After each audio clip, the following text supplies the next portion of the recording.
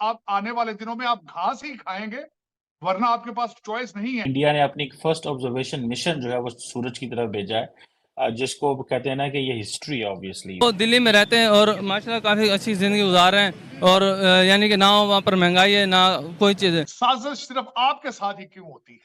और आप, अमेरिका फारग बैठा है आपके खिलाफ साजिश करने के लिए? आपके पास है क्या अमेरिका को तंग करने के लिए? इजराइल फारग बैठा है आपके खिलाफ साजिश करने के लिए?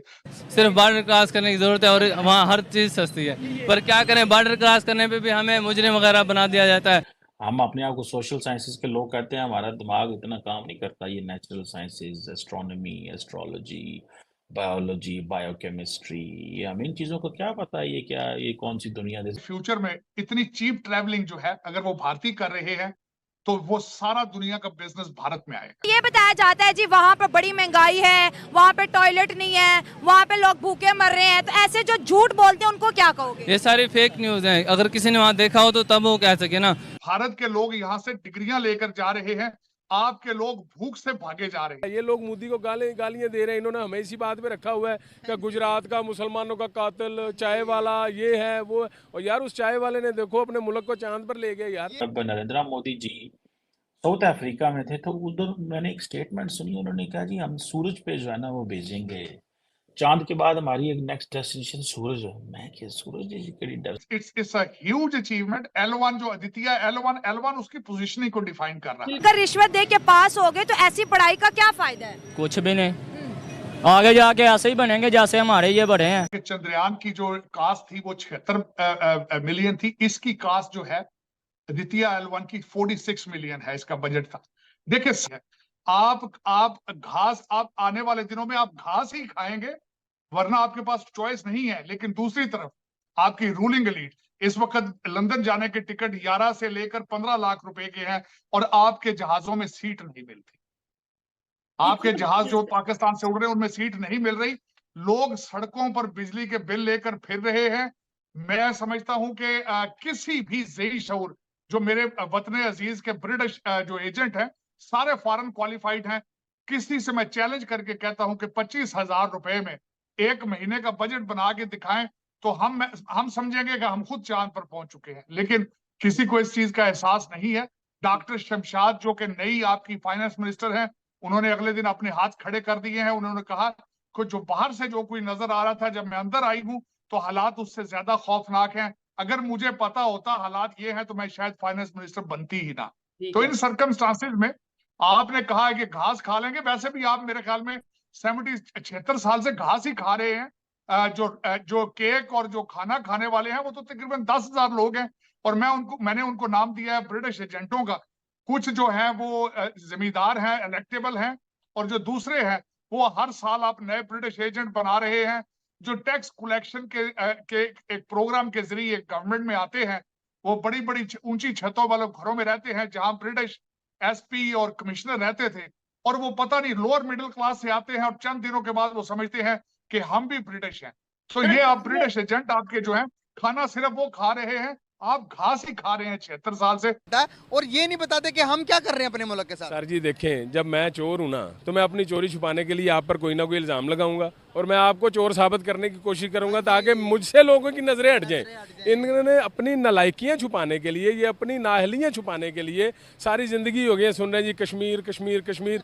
कश्मीर का नाम ले लेके हम लोगों को जलील कर रहे हैं। सारा पैसा हमारा जो है वो खा जाते हैं महकमे वाले, और 10 लाख की फौज हमारी है, 10 लाख की इंडिया की है। वो लोग खामोश होकर बैठे हुए हैं, सारा पैसा दिफाई बजट में चला गया। गरीब आदमी का बेड़ा गर्क हो गया, गरीब आदमी मरने के काबिल हो गया।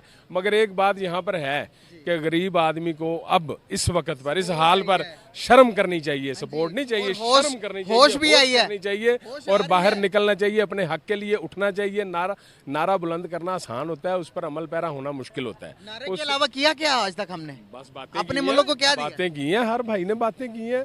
सारे कायदीन जितने भी आते हैं वो अपनी जेबें भरते हैं, चाहे वो ताजरों के नुमाइंदे हैं, चाहे वो हुक्मरानों के नुमाइंदे हैं, चाहे वो आपके मीडिया के नुमाइंदे भी हैं, इसमें शामिल हैं।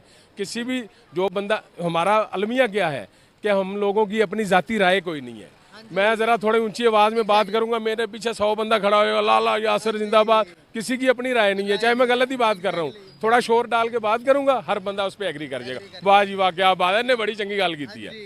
ये नहीं है, अपनी राय होनी चाहिए। अपनी राय ही नहीं है, अपना पता ही नहीं है कि यार मैं क्या हूँ, मैंने क्या करना है, तो हम किस तरह आगे बढ़ेंगे। जो किसी ने कह दिया उसको जिन्हें लाया गली ਉਹਦੇ ਨਾਲ डुर चली। इस तरह नहीं निजाम डेमोक्रेसी वाकई में हमारे मुल्क में है? अगर डेमोक्रेसी है तो क्या ये अवाम जो अनपढ़ यहाँ पर इतने, हमारी लिटरेसी रेट इतना कम हो चुका, क्या इन लोगों को पता डेमोक्रेसी क्या होती है? सर जी ये डेमोक्रेसी है, ये डेमोक्रेसी नहीं है। अच्छा। यहाँ पर हमारे यहाँ पर हालात ये हो गए हैं, अब मेरे समेत ये हालात हैं कि इस मुल्क में सिर्फ वो बंदा कसम खा के हाथ उठा के कहेगा यार मैं बड़ा ईमानदार हूँ जिसका दान नहीं लगा। हम लोगों की परवरिश इस तरह कर दी गई, हम लोगों के जहन इस तरह बना दी गई, हमारे बच्चे परवान चढ़ते हैं, हम उन्हें कहते हैं कि यार बेटा बड़ा हो गए, ज़्यादा पैसे कमाने हैं। इंडिया ने अपनी फर्स्ट ऑब्जर्वेशन मिशन जो है वो सूरज की तरफ भेजा है, जिसको वो कहते हैं ना कि ये हिस्ट्री ऑब्वियसली। अच्छा मैं आपको मजे की बात बताऊं, जब नरेंद्र मोदी जी साउथ अफ्रीका में थे तो उधर मैंने एक स्टेटमेंट सुनी, उन्होंने कहा जी हम सूरज पे जो है ना वो भेजेंगे, चांद के बाद हमारी एक नेक्स्ट डेस्टिनेशन सूरज है। मैं क्या सूरज जैसी कड़ी डेस्टिनेशन हो सकती है?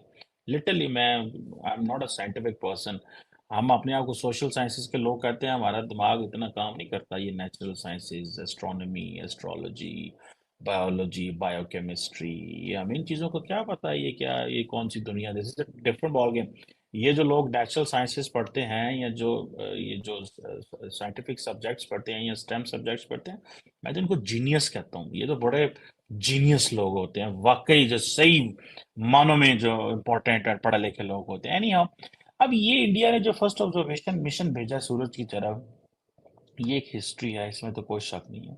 और जो मुझे इतलात मिली हैं, जो मैंने इसके बारे में पढ़ा है या जो सुना है अभी तक, कि ये जो इसमें यूरोपियन स्पेस एजेंसी जो है वो कह रही है कि ये एक जगह है लाग्रेंज पॉइंट, वहां पे जाएगा जहाँ पे जो सूरज और जो जमीन है उसकी जो ग्रेविटेशनल फोर्सेस हैं वो वहां पे आके कैंसिल हो जाती हैं। तो वहां पे ये रहेगा, और ये उसको कहा जाता है, ये एक ऐसा पार्किंग स्पॉट है ये अदिति L1 के लिए, कि ये वहां पे ऑर्बिट कर सकेगा, जमीन के साथ साथ ही ऑर्बिट करेगा।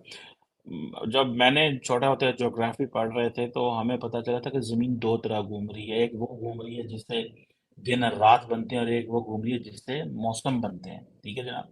तो ये जो जारी बात है, जमीन जो है वो उसके वो घूम रही है। अब जो ये कहा जाता है कि इस जगह में जब ये सैटेलाइट जाएगी तो उसको इतनी एनर्जी भी नहीं चाहिए होगी। अब देखिए इसके मल्टीपल चीजें हैं, इट्स नॉट, मैं कोई साइंस बात नहीं कर रहा है इसके। देखिए ये socio psychological political societal advantages हैं इंडियन सोसाइटी को।